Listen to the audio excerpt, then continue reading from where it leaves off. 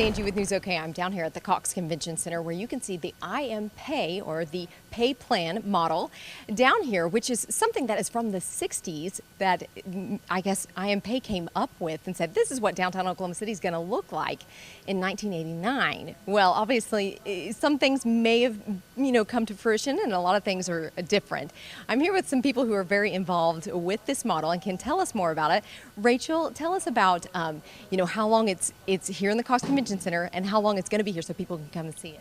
It will be here through July, and then we are moving to the downtown library, to the Oklahoma room, and it will be there until we can make arrangements for a more permanent location.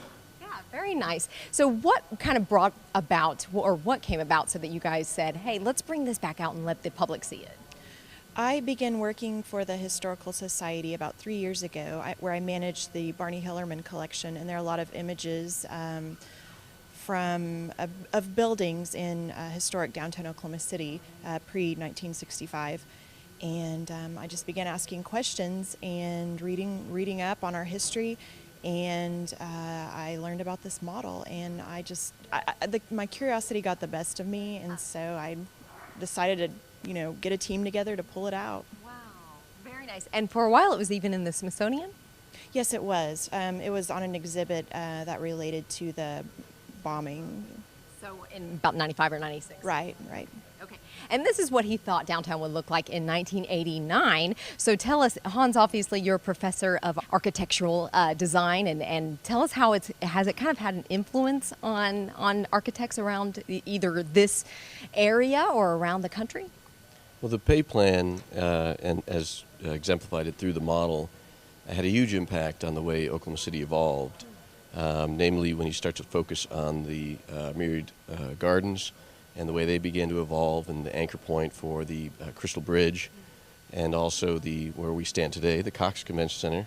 The seeds for that were planted with the pay plan, as well as really important other cultural buildings such as the Mummers Theater, Carpenter Center, and so forth. And so, we still are working with the pay plan, and in some ways, some of us feel like we're working against the pay plan. But historically, it's had a huge effect on the way we still see the city and the way we're trying to take those next steps as well. Wow, that's so interesting.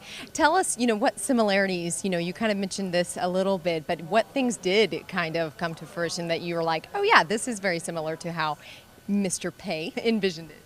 I think the idea of the downtown park would be by most considered to be the kind of the anchor place for the community and for the pay plan itself, and the way that more and more proposals were being made through the pay plan as a result of people living downtown.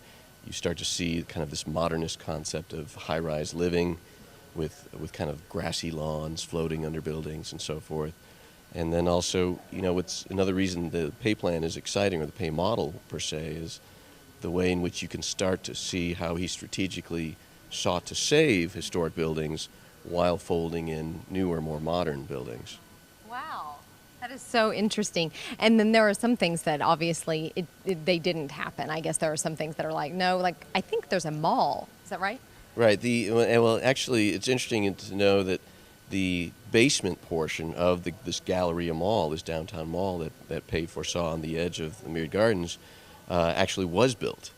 And so we were all ready to roll. It's just that the economy wasn't there to move forward with this massive Galleria shopping experience. The Biltmore Hotel, I hear that there was some ruckus over the fact that they thought that Mr. Pay actually wanted that one demolished, but he still had it envisioned to be right here.